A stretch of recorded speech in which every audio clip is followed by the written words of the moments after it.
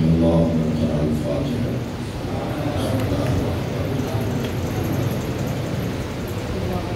الرحمن الرحيم مالك يوم الدين. المغفور عليهم.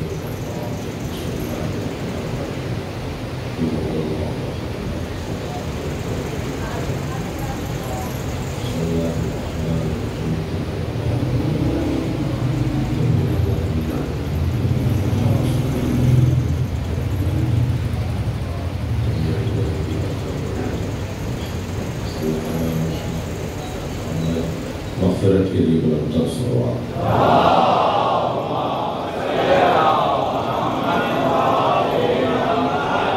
سورہ مبارکہ مریم کی 96 نشان پر 96 نمبر پر موجود آیہ کریمہ ہے. آیت بہت کچھ پیغام پہنچا رہی ہے. ان الذین آمنوا وعملوا الصالحات، بتحقیق صاحبان ایمان اور صاحبان کردار. ویسے بھی ایمان کے بعد ہی کردار بنتا ہے.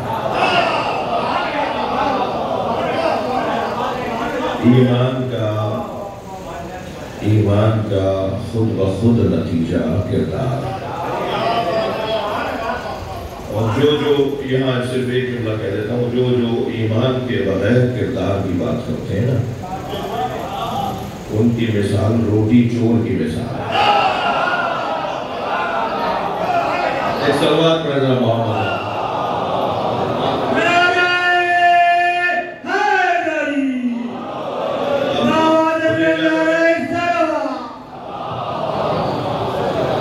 اب مجھے اجازت ہے کہ میں وہ روٹی چور کا واقعہ پورا یا وہ واقعہ نہ سناؤں جو معصوم امام کے زمانے میں روٹی چرا کے مسکینوں کو کھلاتا رہا اور پھر حساب یہ لگاتا رہا کہ ایک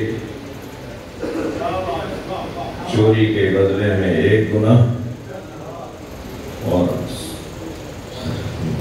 غریبوں کو کھلانے کے 10 ثواب، تو آپ 10 میں سے کم کر لیں تو ابھی 9 تو بچے. تو حضرت کا جواب آیا کہ اس کو 1 ثواب بھی نہیں ملے گا، اسے 2 گناہ ملیں گے. اور 2 گناہ یہ ملیں گے کہ ایک تو چوری کرنے کا گناہ اور ایک کسی اور کے مال میں تصرف کرنے کا گناہ. تو ایمان کے بغیر صلوات پڑھنے رہا ہوں.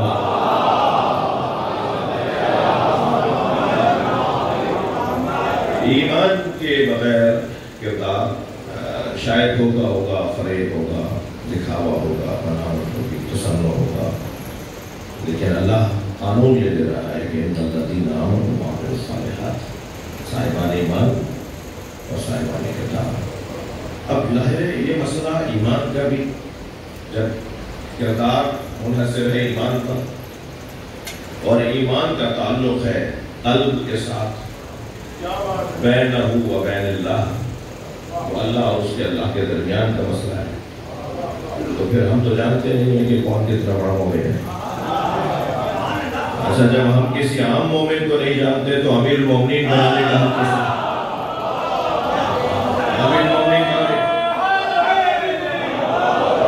مومنین کا امیر بنانے کا حق عوام کو کیسے ہو جائے گا؟ مومنین کا امیر بنانے کا حق انہیں کیسے ہو جائے گا جو کسی کے ایمان کے بارے میں جانتے نہیں؟ تو مومنین کا حاکم تو وہ بنائے گا کہ جو مومنین کے ایمان کو تول سکتا ہو، جان سکتا ہو. میں دیکھیں، یا اللہ جانتا ہے کہ کس کے دل میں ایمان کس درجے پر ہے، یا اللہ کے بعد اگر کچھ اندازہ لگانا ہے. ہمیں تو پورا اندازہ ہے، میں کچھ لوگوں کو پیغام دے رہا ہوں. اگر آپ کو کچھ اندازہ لگانا ہے، اگر آپ کچھ چاہتے ہیں کہ اندازہ لگا لیں، اگر آپ اندازہ لگانا چاہتے ہیں تو ان کے سامنے علی کا ذکر کیا گیا.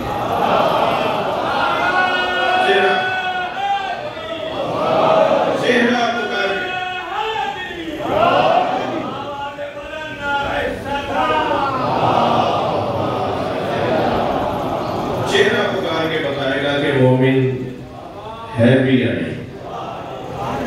جس کے دل میں ایمان کی کیفیات کیا ہے؟ تو بات بہت روشن ہے کہ صاحبان ایمان اور صاحبان کردار اب جتنا ایمان بڑھتا چلا جائے گا خود بخود کردار بڑھتا چلا جائے گا۔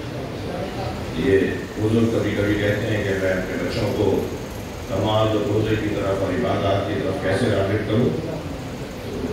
ایمان اگر مضبوط ہوگا تو خود بخود نماز اور روزہ اور تمام عبادات خود بخود کا مسئلہ ہے، اس پہ زیادہ محنت کی ضرورت ہی نہیں ہے، اس پہ زیادہ محنت کی ضرورت ہی نہیں ہے، سیدھا قانون اور قاعدہ ہے۔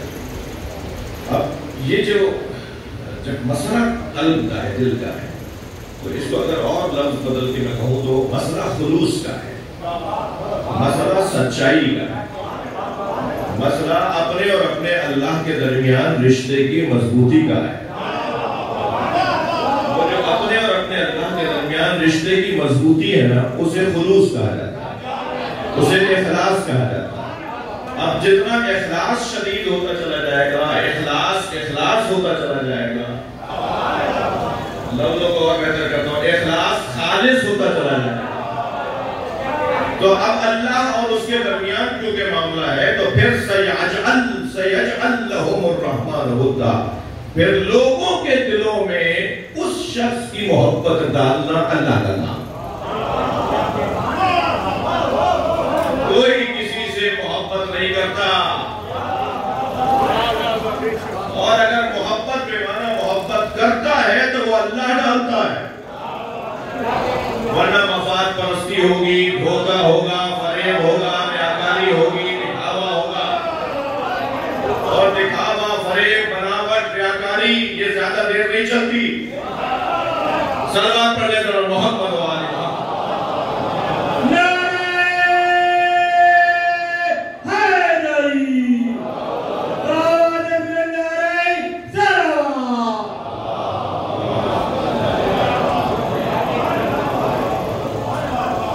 ویسے ہی عزیزو زمانہ مفاد پرستی کا زمانہ ہے، زمانہ مطلبی ہے۔ یہ بھی کو خاص سے میرا خیال کرنے ہے، صلوات پڑھ جاؤں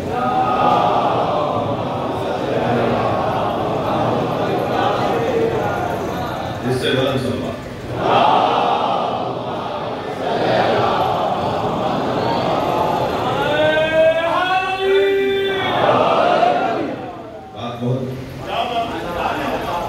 ابتدائی مراحل سے گزار رہا ہوں،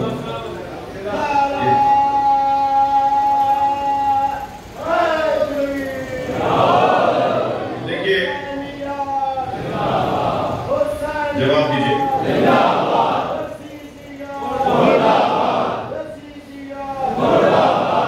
یزید کا نام ہی ایسا ہے، وہ بگاڑ کے ہی لیا جائے گا۔ ایک صلوات پڑھے نبی کی ذات پر، اور بلند صلوات نبی اور اللہ۔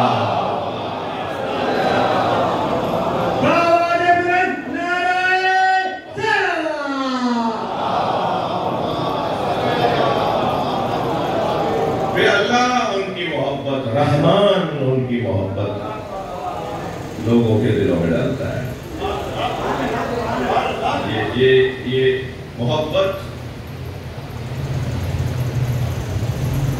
محب، محبوب، عاشق، معشوق، یہ وابستگی، یہ عواطف، یہ تعلقات، یہ وابستگی، یہ اگر اللہ کی خاطر ہوگی نا پوری سچی اور پکی ہوگی،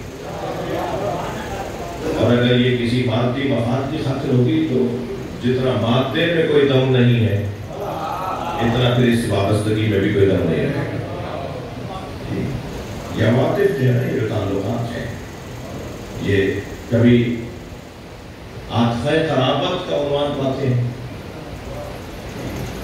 یہ کبھی عاطفہ زوجیت کا نام پاتے ہیں، کبھی یہ عواطف عاطفہ مذہبیت کا عنوان پاتے ہیں، اور کبھی یہ عواطف عاطفہ انسانیت کا عنوان پاتے ہیں۔ یعنی کبھی انسان کے رشتے سے انسان سے پیار کر رہا ہوتا ہے، اور کبھی یہ پیار اور یہ وابستگی زوجیت کے عنوان پر اللہ قرار دیتا ہے دلوں میں محبت کو، زوجہ کے شوہر کے دل میں اور شوہر کی محبت زوجہ کے دل میں، یہ زوجیت کا عاطفہ تعلق ہے۔ اور کبھی یہ قرابت کا عنوان رکھتا ہے، یعنی رشتہ داری ہے، بھائی خون ہے، جی چچا ہے، بیٹا ہے، یہ چچا ہے، ماموں ہے، نانا ہے، یہ جو محبت ہوتی ہے کہ ان کو پریشانی میں دیکھ کر پریشان ہو جاتا ہے، یہ جو قرابت ہے، یہ جو عاطفہ ہے، یہ قرابت کے عنوان سے کبھی ظاہر ہوتا ہے، اور کبھی مذہب کے عنوان سے، نہ کوئی تعلق زوجیت کا ہے، نہ کوئی تعلق قرابت کا ہے، اور مسئلہ بھی انسانیت کا اس معنی میں نہیں ہے، لیکن صرف اور صرف مسئلہ یہ ہے کہ ہمارا اور ان کا مذہب ایک ہے۔ اچھا، ان میں اگر تضاد آ جائے، تضاہم آ جائے، تو عاطفہ مذہبیت غالب رہتا ہے، یعنی اگر کبھی عاطفہ قرابت اور عاطفہ مذہبیت کے اندر تضاہم آ جائے، تضاد آ جائے، جھگڑا آ جائے، تو پھر عاطفہ قرابت چھٹ جاتا ہے، عاطفہ مذہبیت باقی رہتا ہے۔ عاطفہ زوجیت میں بھی ایسا ہی ہے، حتی عاطفہ انسانیت میں بھی ایسا ہی ہے کہ انسان ضرور ہے، مگر اس کے بارے میں ہمارا دل دھڑک نہیں رہا، اس لیے کہ اس کا اور ہمارا مذہب ایک نہیں ہے، اس سے ہمارا کوئی مذہبی تعلق نہیں ہے۔ تو مذہب کا جو تعلق ہے نا میرے عزیزو، وہ تمام تعلقات پر غالب ہے، یہ مشاہدے میں بھی ہے، اور یہ فطری مسئلہ بھی ہے، اور یہ عقلی مسئلہ بھی ہے۔ بھائی عاطفہ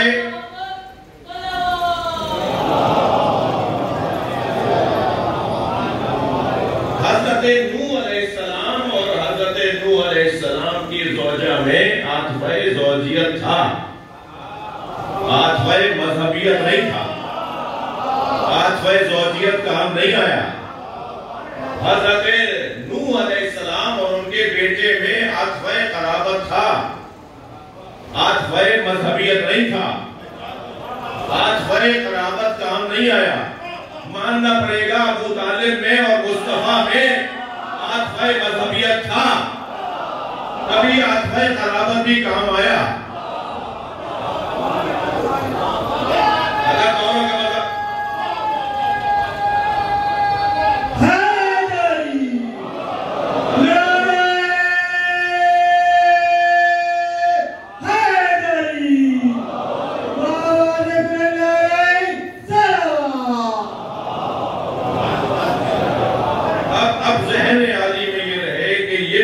مطلب کا تعلق ہے، یہ جو مودت کا عنوان ہے، یہ جو عواطف کا عنوان ہے، یہ کام اللہ کا ہے۔ کوئی کسی کے دل میں محبت نہیں ڈال سکتا۔ یہ قرآن کی صریح آیت ہے اور واضح اعلان ہے کہ اللہ لوگوں کے دلوں میں محبت ڈالتا ہے، اور اللہ اس کی محبت لوگوں کے دلوں میں ڈالتا ہے جو صاحب ایمان بھی ہوتا ہے اور صاحب کردار بھی ہوتا ہے۔ عزیزو زمانہ پرآشوب ہے، کوئی میدان، کوئی شعبہ، کوئی عنوان اب ملاوٹ سے اور بے رنگی سے اور ملوہ کاری سے اور دو رنگی سے خالی نہیں رہا۔ پہلے ریاکار کم نظر آتے تھے اور مخلص زیادہ نظر آتے تھے، اور اب اس کو آپ برعکس کر لیجئے، جملے تلخ ہیں اس لیے میں دہرا نہیں رہا۔ مسیب علی رضوی ان میں سے ایک ہے جس نے اپنے خلوص سے اپنا مقام المومنین کے دلوں میں بنایا۔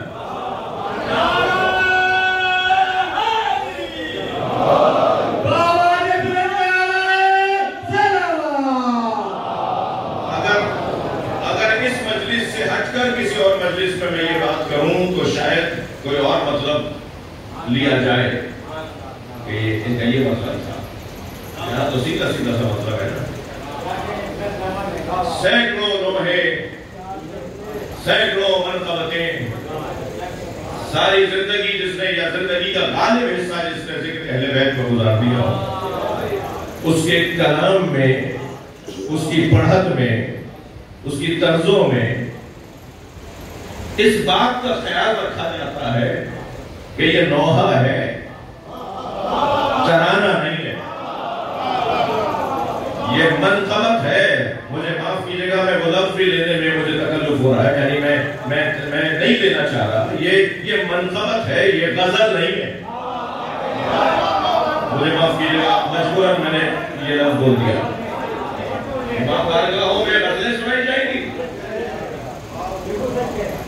نوحہ کے نام پر ترانے سنائے جائیں گے، لیکن یہ ان مولا کے خادموں میں سے ایک خادم جس نے اس بات کی پاسداری، اس بات کا احساس رکھتے ہوئے اپنی ذمہ داری کو مکمل کیا، اور یہ خود ایک دلیل ہے اس بات کی کہ وہ مخلص پڑھنے والوں سے زمانے کے رنگ میں رنگنا، حالات کا رونا رونا، زمانے سے متاثر ہونا۔ ابھی میرے بھائی زمانے سے متاثر فرما رہے تھے جی، جاوید بھائی، جاوید مرزا صاحب، ہم جس دروازے پر بیٹھے ہیں نا، ہم جس دروازے پر بیٹھے ہیں اس دروازے پر بیٹھنے والے دنیا کو مڑ کر نہیں دیکھتے، موڑ کر دیکھتے۔ ہم جس دروازے سے وابستہ ہیں نا، انہوں نے کبھی حالات سے متاثر ہو کر زندگی نہیں گزاری۔ ہر امام معصوم نے ہر طرح کے حالات کو اپنے حق میں موڑ کر دیکھا ہے۔ انہی مسائل میں، انہی مشکلات میں جس میں لوگوں کا ایمان ظاہر ہوتا رہا، اس گھرانے نے ہمیں ایمان بچانے کا رستہ عطا کیا۔ دیکھیں، ہم سب اثر پذیر بھی ہیں اور اثر گزار بھی ہیں، ہم سب اثر گزار بھی ہیں اور اثر پذیر بھی ہیں۔ جس مسئلے میں ہم کمزور ہوں گے اس میں اثر پذیر ہوں گے، اور جس مسئلے میں ہم مضبوط ہوں گے اس میں اثر گزار ہوں گے۔ ہونا تو یہی ہے نا، ہونا تو یہی چاہیے نا کہ ہم ہمیشہ اثر گزار بنے، اثر پذیر نہ بنے، زمانے کے حالات سے اور بگڑے ہوئے حالات سے متاثر نہ ہو، بلکہ بگڑے ہوئے حالات کو سدھاریں، انہیں بہتر بنائیں، انہیں دوبارہ اسی ٹریک پر لے کر آئیں، اسی جادے پر لے کر آئیں جس جادے سے وہ ہٹ گئے ہیں۔ ہمیں اپنے آپ کو مضبوط، ہم سے زیادہ امیر کون ہے؟ ہم سے زیادہ مستغنی کون ہے؟ ہم سے زیادہ ثروت مند کون ہے؟ اس لیے کہ ہمارے پاس نجف بھی ہے، کربلا بھی۔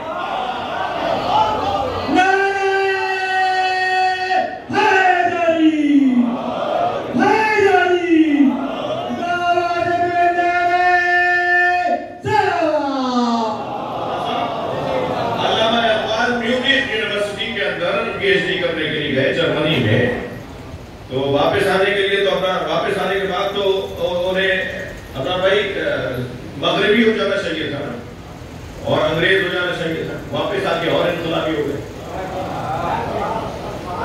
اور نہ صرف یہ کہ وہاں سے اثر لے کر نہیں آئے، بلکہ وہاں اثر چھوڑ کر آئے۔ ضد پکڑ لی کہ میں تو انگریزی میں پڑھوں گا، میں جرمن زبان میں نہیں پڑھوں گا۔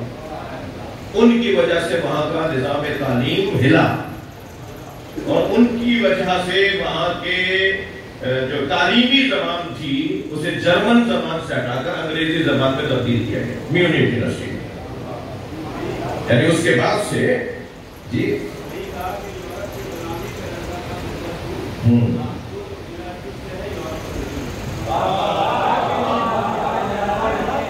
آپ تک آواز چلی گئی ہے؟ عمران بھائی کی آواز پہنچی آپ تک؟ ایک صلوات پڑھے ذرا محمد وآلہ۔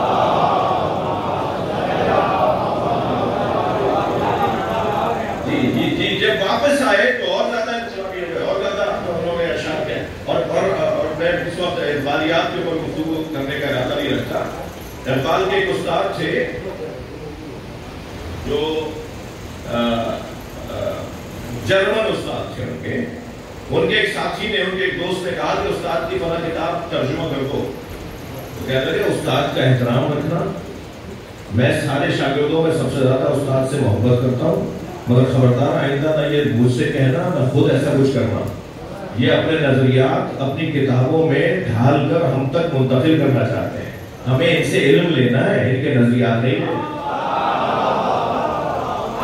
یہ کیسے ہوا، یہ کیسے ممکن ہے؟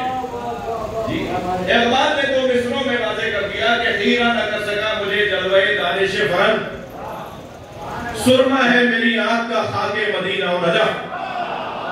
جس کے پاس مدینہ و نجف ہو وہ کہیں اور کیوں دیکھے؟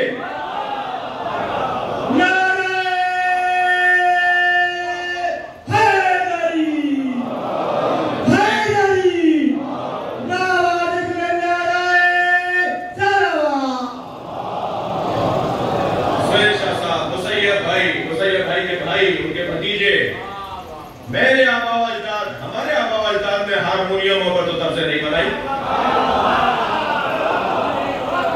ہمارے بزرگوں نے تو کسی گویے سے نہیں پوچھا۔ صلوات پڑھنا محمد و آلہ۔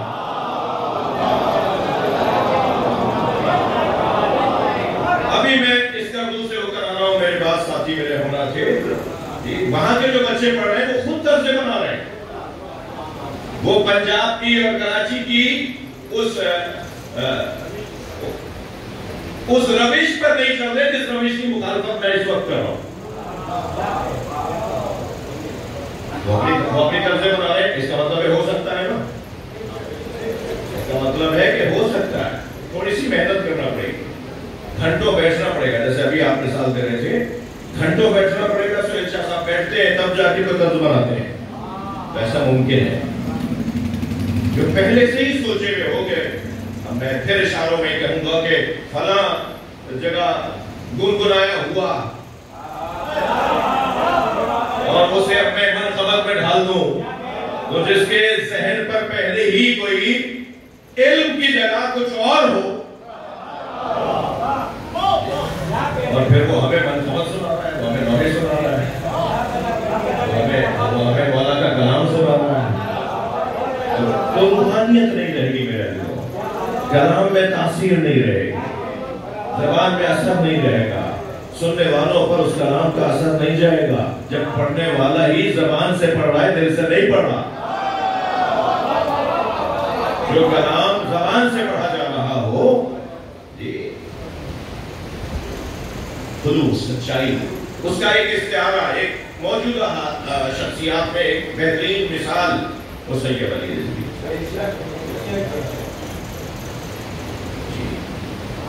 اللہ پھر لوگوں کے دلوں میں محبت ڈالتا ہے، اللہ کا کام ہے محبت ڈالتا ہے۔ اس کے لیے شرط اخلاص ہے، اس کے لیے شرط مخلص ہونا ہے، اور یقیناً ایسے افراد دنیا سے چلے جاتے ہیں مگر ایک رہنما کے طور پر باقی رہتے ہیں، یا اپنی فیلڈ میں، اپنے شعبے میں، اپنے میدان میں۔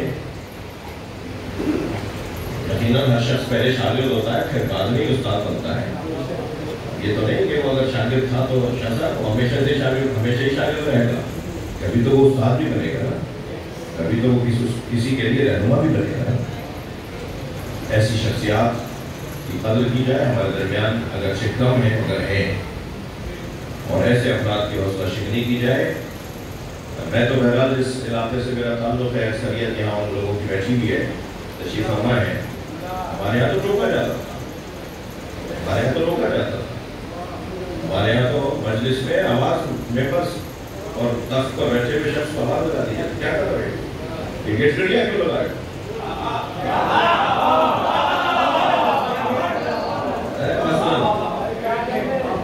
یہ تو پھر لیکن حتیٰ خطیبوں کو ٹوک دیا جاتا تھا، آواز دے دی جاتی تھی کہ بھائی کوئی اور بات کرو۔ جب سفید بالوں والے تو ہیں، بزرگ نہیں ہیں۔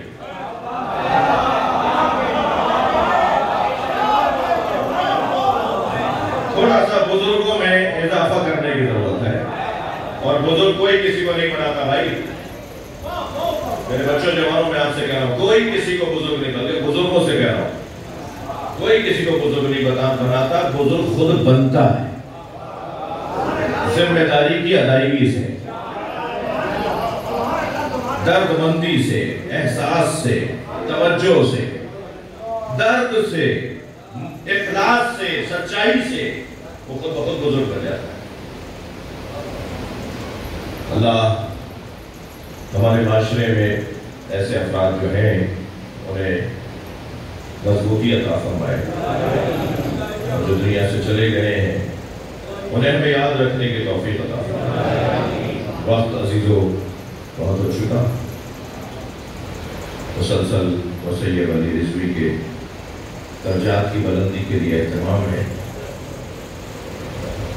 اور وہ یقیناً اس وقت مولا کی بارگاہ میں ہے، اور وہ اپنے نوحے مولا علی کو سنا رہے ہیں، مولا حسین کو سنا رہے ہیں، اور خاص طور پر پھر ان کا کئی نوحے ایسے ہیں کہ بلکہ کہا جائے کہ وہ خود اپنے اوپر اثر لینے والا ذات ہے، یعنی مسیب، یا میں نے خطیبوں میں مولانا حبیب حیدر رضوی اور مولانا حسین صاحب کے بھائی انہیں دیکھا کہ یا پنجاب کے علماء میں مولانا محمد عباس قومی صاحب کو دیکھا جو مسلسل مسائل کے درمیان مسلسل ہوتے تھے، اور یا نوحہ خانوں میں یقیناً ایک تعداد ہے، مگر مسیب بھائی میں بھی یہ کیفیت تھی کہ نوحہ پڑھتے ہوئے خود رو رہے ہوتے تھے، خود نوحے کا اثر لیتے تھے تاکہ اثر گزار بن سکے، اثر ڈال سکے۔ اور بہت اچھا جملہ کہا رہا بھائی نے کہ نوحہ کرتے تھے، وہ نوحہ پڑھتے نہیں تھے، خود نوحے کی کیفیت ہوتے تھے۔ اس کیفیت میں ایک ذاکر ہمارے درمیان سے چلا گیا، کچھ تکلیف اٹھائی، میں ان کے بھائی سے کہوں گا، ان کے بیٹوں سے کہوں گا کہ کچھ دن تم نے ان کی خدمت کی، انہوں نے کچھ دن تکلیف اٹھائی، مگر مومن تو اپنا بال برابر بھی حساب یہی دے کے جاتا ہے تاکہ جب جائے مولا کے سامنے تو بالکل صاف ستھرا جائے، وہ حساب کتاب یہی ہو جائے۔ پھر یہ کہ مومن کو وہاں بلانے کے لیے اللہ اسے آمادہ کرتا ہے، وہ تیار ہو، وہ خود سے کہے کہ میں جانے کو تیار ہوں، وہ پھر اس کیفیت سے گزرتا ہے تو پھر تیار ہو جاتا ہے، کہتا ہے نہیں میں تو جانے کو تیار ہوں۔ اسے وہاں جانے سے خوف نہیں ہوتا، بلکہ انتظار کر رہا ہوتا ہے کہ کب آئے گا ملک الموت، اور کب اس کے آنے کی وجہ سے مجھے مولا کا دیدار نصیب ہوگا۔ اور یقیناً جب شب اول قبر میں مسیب بھائی کے سامنے مولا علی تشریف فرما ہوئے ہوں گے تو خود مولا سے مسیب نے مولا حسین کا بوسہ کہا، اور شاید وہ خبر نہیں بلکہ کہوں کہ وہ عزا خانہ بن گیا ہوگا، فرش عزا، اور وہ وہاں نوحہ خانی ہوئی ہے، اور اب بھی برزخ کے عالم میں وادی السلام میں انشاءاللہ آج چہروں ہے نا ان کا، تو مومنین کے لیے ہے کہ بعد دوسرے دن ہی وادی السلام پہنچ جاتے ہیں، اور بعض کو کئی سال لگ جاتے ہیں وادی السلام تک پہنچنے میں، جو برزخ کی ایک وادی ہے جس میں اسے سب سے پہلا دیدار امام حسین کا ہوتا ہے، بلکہ یہاں تک ہے کہ امام حسین اس عزادار اور اس مومن کے استقبال کو ملنے کو آتے ہیں، وہ اپنے خیمے میں بیٹھا ہوتا ہے، اسے لا کے ٹھہرایا جاتا ہے، پھر اعلان کیا جاتا ہے کہ ہوشیار ہو جاؤ حسین آ رہے ہیں، حسین ابن علی آ رہے ہیں، اور پھر وہ سنبھل کے بیٹھتا ہے کہ امام حسین آ رہے ہیں، تو وہ دیکھتا ہے کہ امام کے دائیں بائیں دو جوان ہیں جو امام کے احترام میں اور تعظیم میں امام سے دو قدم پیچھے چل رہے ہیں۔ وہ پوچھتا ہے کہ حسین مولا کا تو دیدار ہو گیا، یہ مولا حسین کے ساتھ کون آ رہا ہے؟ تو اسے بتایا جاتا ہے ایک علی اکبر ہے اور ایک عباس ہے۔ وہ وادی السلام میں امام حسین کا دیدار، یقیناً آج چہروں پر اللہ سے دعا ہے، یا اللہ تجھے امام حسین کے اس ذکر کا واسطہ جو اس مرحوم نے ساری زندگی اختیار رکھا، انہیں جلد سے جلد امام حسین کی خدمت میں پہنچا دے، اور وادی السلام کا وہ پھر قیامت تک وادی السلام میں ہی رہیں گے، اور پھر قیامت میں جب اٹھائے جائیں گے تو محشر کا میدان نہیں ہوگا بلکہ وہ جلوس عزا ہوگا، اس لیے کہ جب جناب زہرا کی سواری آئے گی تو جناب زہرا کی سواری پر پورا عالم محشر حسین حسین بول رہا جی. اور اس وقت میں یقیناً یہ نوحہ خان، یہ مرتبت خان، یہ مولا کے نوکر، یہ مولا کے ذکر کے نوکر، ان میں سے کسی کو بھی امام حسین آواز دے سکتے ہیں. مسیب آؤ نوحہ سناؤ، مسیب آؤ نوحہ سناؤ. اور پھر وہاں نوحہ خانی ہوگی، ماتمداری ہوگی. روایت کہتی ہے آواز آئی ہے غضوا ابصارکم حتی تجور فاطمہ، اپنی آنکھوں کو بند کرو، اپنی گردنوں کو جھکاؤ، فاطمہ زہرا کی سواری آ رہی ہے. اور پھر ایک مرتبہ نبی فرماتے ہیں تو اتو فاطمہ امامی علی العذبہ، فاطمہ ایک عذبہ نامی سواری پر بٹھا کے لائی جائے گی جو میری سواری سے آگے چل رہی ہوگی. اور پھر جب جناب زہرا کی سواری اور پھر نبی مکرم کی مولا علی کی ائمہ اہل بیت کی سواریاں، انبیاء کرام کی سواریاں، اور جب یہ سواریاں گزریں گی عرش الہی کے سامنے سے تو بی بی آواز دے کے کہیں گی کہ میری سواری کو روک دو. جب سیدہ کی سواری رکے گی تو آواز قدرت آئے گی فاطمہ کیوں رکی ہو، فاطمہ کیوں رکی ہو. تو بی بی فرمائیں گی بے ای ذنب قتلت، میرے بچوں کو کس جرم میں مارا گیا. یا اللہ مجھے آج انصاف چاہیے، میرے بچوں کو کس جرم میں مارا گیا. اجرکم علی اللہ. آپ کی آوازیں بلند ہو گئی، آ گئے نا کربلا میں، آپ ذہن آ گیا نا کربلا میں. اب کربلا پہنچنے کے بعد پہلے کس کی خدمت میں رہوں. اس مجلس میں کئی مناسبتیں ہیں. ایک مناسبت تو یہ ہے کہ اس مجلس میں مسیب بھائی کے بھائی بیٹھے ہیں. تو میں بھائیوں سے کہوں گا، بھائی سے کہوں گا کہ کچھ دیر کے لیے اپنے ذہن کو ذرا کربلا لے آئیں. ایک بھائی کے جنازے پر آیا ہے. اللہ کسی بھائی کو ایسا جنازہ بھائی کا نہ دکھائے جیسا امام حسین نے عباس کا جنازہ. اجرکم علی اللہ، اجرکم علی اللہ. اپنی آوازوں کو آزاد کریں گے. میں 2 جملے کہہ رہا ہوں. جب پہنچے ہیں نا حضرت عباس کے لاشے پر تو گھوڑا جب لے کے پہنچا ہے، اگرچہ رستے میں عجیب منظر بنا ہے. ذوالجلال دوڑتے دوڑتے رک گیا. حضرت نے جب اس سے کہا نا کہ میرا بھائی مجھے بلا رہا ہے، مجھے جلدی عباس تک پہنچا، تو گھوڑے نے ایک جانب اشارہ کیا. اب جو امام نے مڑ کر دیکھا تو عباس کا کٹا ہوا بازو زمین کربلا پر تھا. امام اترے گھوڑے سے، بھائی کا بازو اٹھایا، پھر گھوڑا آگے بڑھا، پھر گھوڑا رک گیا، پھر اس نے اشارہ کیا. امام نے دیکھا دوسرا بازو بھی ہے. اب میں رونے والوں سے پوچھوں کہ امام حسین کیا سوچ رہے ہوں گے، میرے بھائی کے دونوں بازو کاٹ دیے، اور جس کے دونوں بازو کٹ گئے ہو وہ اپنا دفاع کیسے کر رہا ہوگا، اور وہ گھوڑے سے زمین پر گرا کیسے ہوگا. مگر جب پہنچے ہیں نا حضرت عباس کے لاشے پر تو حضرت عباس کسی سے بات کر رہے تھے اور یہ کہہ رہے تھے اتنا رک جاؤ کہ میرا مولا آ جائے، اتنا رک جاؤ کہ میرا مولا آ جائے. امام نے حضرت عباس کا سر اپنے زانوں پہ رکھا. سنیں گے اللہ کس سے کہہ رہے تھے حضرت عباس کہ اتنا رک جاؤ کہ میرا مولا آ جائے. وہاں سپاہیوں کے گزرنے کی آوازیں آ رہی تھی. تو حضرت یہ سوچ رہے تھے کہ میرا سر کاٹنے والے آئے ہیں، میں ان سے اتنا کہہ دوں کہ اتنا رک جاؤ کہ میرا مولا آ جائے. سر زانوں پر لیا، حضرت نے اپنا سر ہٹا دیا. فرمایا عباس تم اپنا سر کیوں ہٹاتے ہو؟ فرمایا مولا یہ شہزادوں کی جگہ ہے. کہاں زانو حسین، کہاں مجھ غلام کا سر. فرمایا عباس ہم چاہتے ہیں کہ کچھ دیر تمہارا سر ہمارے زانوں پر رہے. اے میرے بھائی کوئی وصیت ہو تو کرو. فرمایا مولا میرا لاشا خیمے نہ لے جائیے گا. مقتدی نگاروں نے اس کا تجزیہ کیا ہے. وہ یہ کہتے ہیں کہ شاید یہ اس وجہ سے وصیت فرمائی کہ میرا لاشا خیمے نہ لے جائیے گا، جس کی کمر ٹوٹ گئی ہو وہ لاشا کیسے. اور شاید اس وجہ سے وصیت فرمائی ہو کہ میرے لاشے پر اگر سکینہ خالی کوزہ لے کر آئے. چچا آپ تو پانی دینے گئے تھے. اجرکم علی اللہ، اجرکم علی اللہ.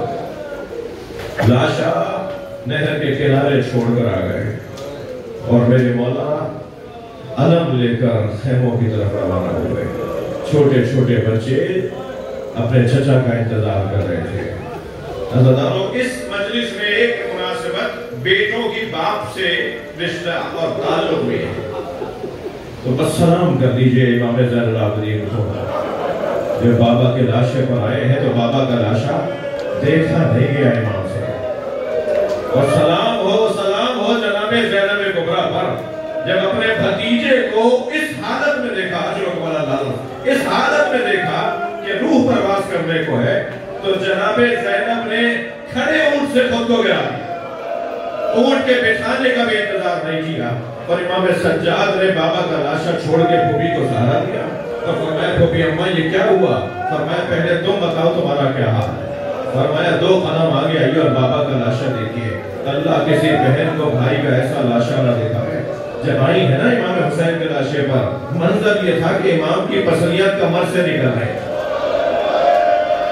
آواز نکلتا ہے کیا تم ہی زینب کے بھائی حسین ہو؟ اور پھر لاشے کے چکر کاٹنا شروع کیے۔ امام سجاد نے پوچھا پھوپھی اماں کیا دیکھ رہی ہیں؟ فرمانے لگی سالم جگہ ڈھونڈ رہی ہوں جہاں بوسہ دے سکتا۔ حسین کے بدن پر زینب کو سالم جگہ نظر نہیں آئی تو کٹی ہوئی گردن کا بوسہ دیا، اور پھر مدینے کی طرف رک کر کے سلام کیا، دادا آپ کے حسین کا یہ حال ہے، آپ کی بیٹیوں کو اسیر بنا دیا۔ اللہ